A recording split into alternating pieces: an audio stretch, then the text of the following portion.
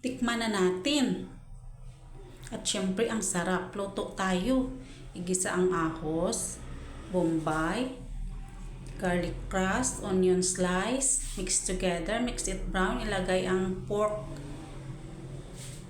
asin bitsin. Pag brown na, lagyan ng water. Kadyos, pagluto ng karni.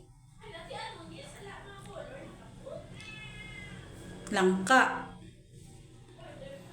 Batuan, pampaasim.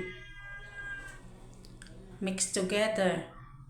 Mag-blend ang mga flavor. Tangkay ng pitsay, seasoning granules, dahon ng pitsay. Long chilies, ready to serve. Thank you for watching. God bless everyone.